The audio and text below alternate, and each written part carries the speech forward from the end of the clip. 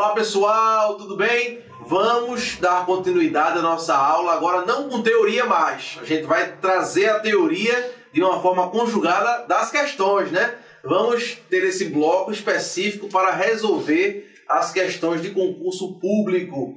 Sem perda de tempo, vamos para a primeira questão, questão de 2017 da CESP. De olho na sua tela, vamos lá! Olha só, prova do TRE de Pernambuco para técnico judiciário. Assinale a opção correta com relação ao poder hierárquico. Olha só, poder hierárquico. Letra A. Decorre do poder hierárquico o poder de revisão por superior dos atos praticados por subordinado. Olha só, essa possibilidade do poder de revisão por superior. Isso decorre do poder hierárquico? Não vou responder agora. Vamos para a letra B. A disciplina funcional guarda relação com o poder disciplinar, não se ligando ao poder hierárquico. Opa, está dizendo que a disciplina funcional guarda a relação com o poder disciplinar, não se ligando ao poder hierárquico. Letra C. A avocação é regra ampla e geral, cuja difusão deve ser estimulada em prol da eficiência. Letra D. A hierarquia administrativa é restrita ao poder executivo. E letra E. Subordinação e vinculação, como decorrências do poder hierárquico, são institutos que se confundem e que se caracterizam pelo controle que se dá no âmbito de um mesmo ente. Vamos lá para a gente responder. Alternativa A. Decorre do poder hierárquico o poder de revisão por superior dos atos praticados por subordinação? É justamente isso. Claro, o poder hierárquico dá o poder de revisão pelo superior dos atos praticados pelo seu subordinado, pelo subordinado da administração pública, né? Melhor dizendo. Então a alternativa A ela está correta. Letra B. A disciplina funcional guarda relação com o poder disciplinar. Sim, mas se liga ao poder hierárquico. É uma das espécies do poder hierárquico. Tanto é que nós dissemos durante a aula que o poder disciplinar decorre do poder hierárquico. Então, se liga sim, a alternativa B está errada. Letra C. A avocação é regra ampla e geral, cuja difusão deve ser estimulada em prol da eficiência. Não, é uma exceção e é temporária. Tanto a avocação quanto a delegação. Letra D. A hierarquia administrativa é restrita ao poder executivo. Opa! Claro que não, é para qualquer poder. Os três poderes, quando no exercício da administração pública, né, quando no exercício de atividade administrativa, vai ter a hierarquia, tá bom? E letra E. Subordinação e vinculação, como decorrências do poder hierárquico, são institutos que se confundem.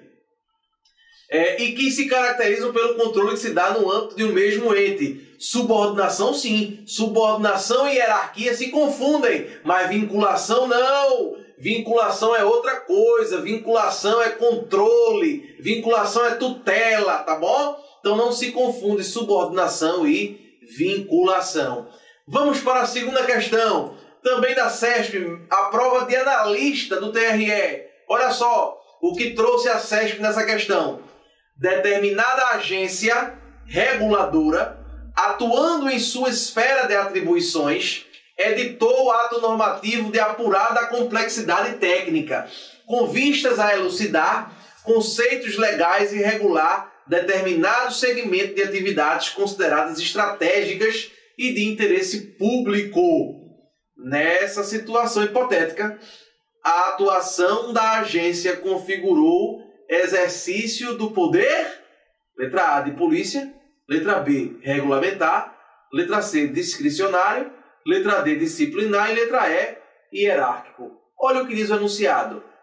Determinada agência, atuando em sua esfera de atribuições, editou ato normativo. Quando falamos em edição de ato normativo, claro, poder regulamentar. Resposta letra B, gente. Resposta letra B. Tá certo? E aí ele continua, né? De apurada complexidade apurada complexidade técnica com vistas a elucidar conceitos legais. Vejam aí que é puramente o poder regulamentar, justamente para esclarecer o que a lei trouxe. Tá bom, gente? Vamos para a terceira questão. Terceira questão aí no material, questão CESP para agente de polícia. Olha só o que diz. Com relação aos poderes administrativos e o uso e abuso desses poderes, assinale a opção correta. Letra A. O poder de polícia refere-se às relações jurídicas especiais, decorrentes de vínculos jurídicos específicos existentes entre o Estado e o particular. Opa! Relação jurídica especial entre o ente político, entre o Estado e o particular, isso aí não é especificamente poder de polícia, tá certo? É o poder disciplinar, tá bom? É quando o particular tem vínculo com o Estado, tá certo? Poder disciplinar. Letra B. O poder disciplinar, mediante o qual a administração pública está autorizada a apurar e aplicar penalidades, alcança tão somente os servidores que compõem o seu quadro de pessoal. Não, vai alcançar também as pessoas que possuem contrato com a administração pública, tá bom? Letra C. A invalidação por motivos de ilegalidade de conduta abusiva praticada por administradores públicos ocorre no âmbito judicial, mas não na esfera administrativa. É claro que a própria administração pode, se observar uma ilegalidade, ela pode também rever seu ato, tá certo, gente? Pode rever o seu ato. Letra D.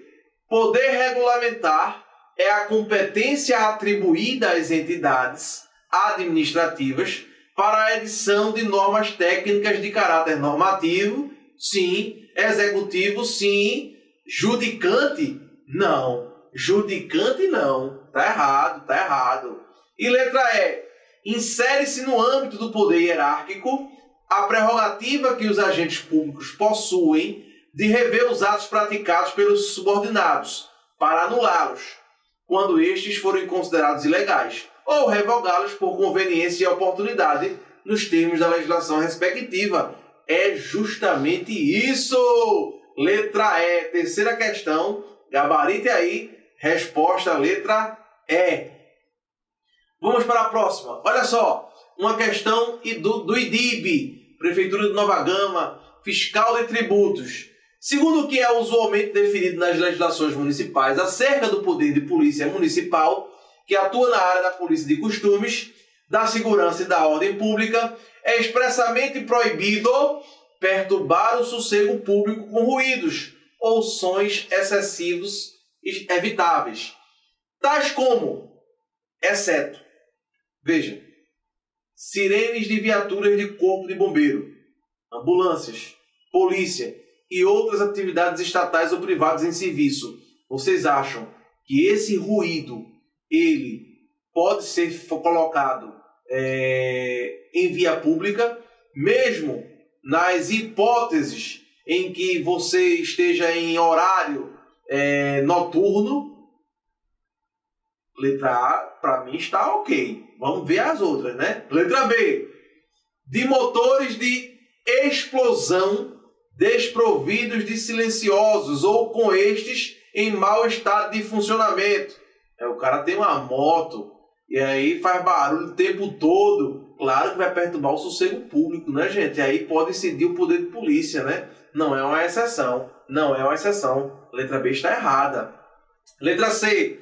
De propaganda realizada através de alto-falante, bumbos, tambores, cornetas, sem prévia autorização do município. Aí também, né, gente? Aí também. E letra D, de batuques, congadas e outros divertimentos congêneres sem licença das autoridades. Questão muito simples, né, gente? Essa da IDIB, né? Muito simples. Claro que a sirene de viatura e corpo bombeiro são exceção, tá certo, gente? Então, a resposta, letra A. Vamos ver outro dessa banca. Olha o que diz. A parte inicial da questão. Vamos lá. O poder de polícia corresponde à atividade estatal de condicionar a liberdade e a propriedade. Vimos isso, né? Ajustando-se aos interesses coletivos. E, em sentido estrito, atos do Executivo abrangem as intervenções do Poder Executivo destinadas a alcançar fim de prevenir e obstar ao desenvolvimento de atividades particulares contrastantes com os interesses sociais. Sendo que o sentido estrito é responsável pelo poder de polícia administrativo. Desta forma, o poder de polícia administrativo tem intervenções genéricas ou específicas do Poder Executivo, destinadas a alcançar o mesmo fim de interferir nas atividades de particulares, tendo em vista os interesses sociais. Em relação ao tema, utilize nos itens abaixo V para verdadeiro e F para falso. Primeiro assertivo, olha aí, ele explicou tudo isso para que a gente veja se está certo ou se está errado. A finalidade e a proteção ao interesse público, no seu sentido mais amplo.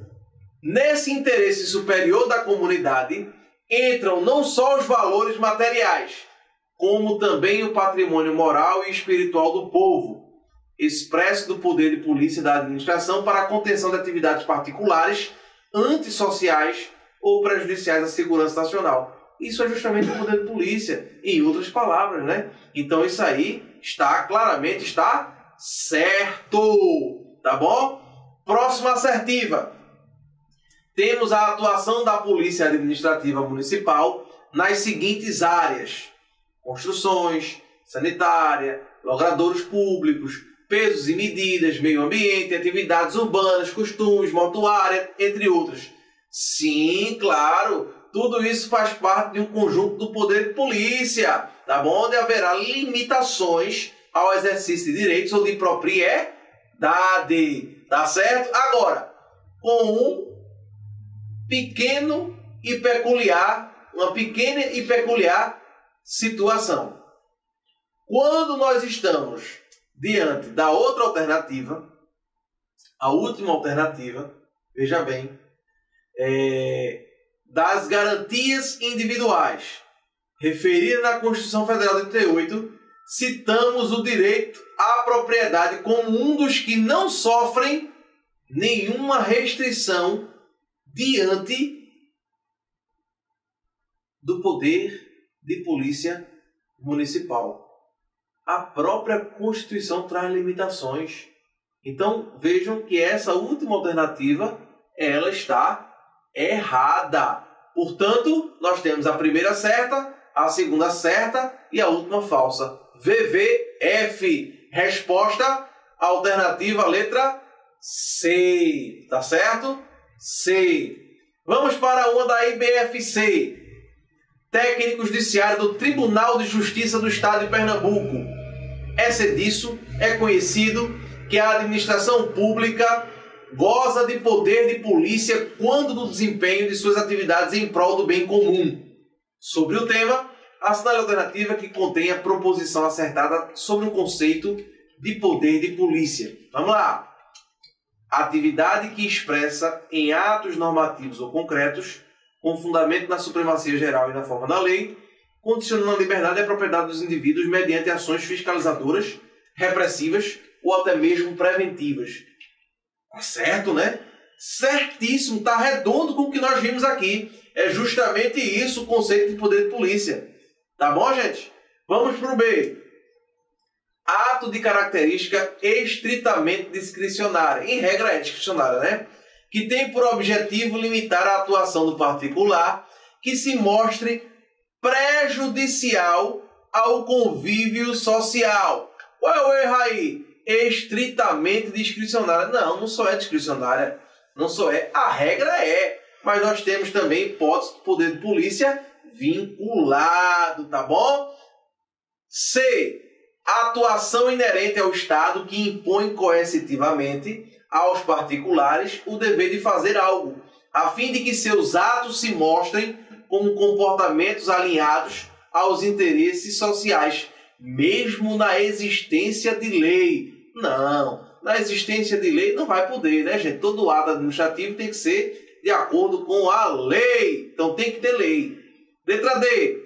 Característica inerente da administração pública de atuar de modo pré-ordenado à responsabilização dos violadores da ordem jurídica, em conformidade com a legislação processual penal. Não.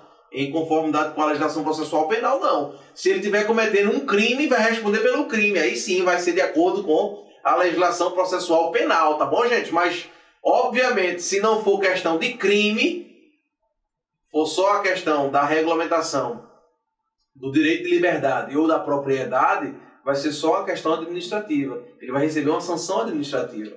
Nada impede que a pessoa receba uma sanção administrativa, uma sanção penal e uma sanção civil, tá certo? Nada impede, nada impede. Vamos lá, letra E.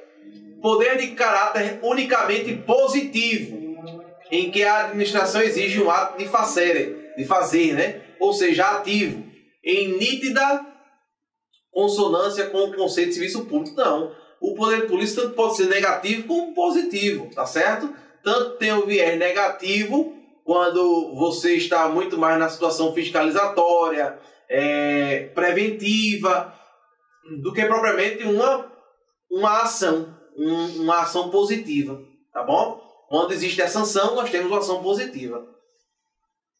Vamos lá para a última questão. Dentre os poderes da administração, se destaca o poder regulamentar, consubstanciado na edição de atos normativos, com a finalidade de produzir disposições operacionais uniformizadoras à execução da lei. Considerando o texto da Constituição da República, bem como os conhecimentos gerais sobre o direito administrativo brasileiro, assinale a alternativa correta sobre os regulamentos. Vamos lá.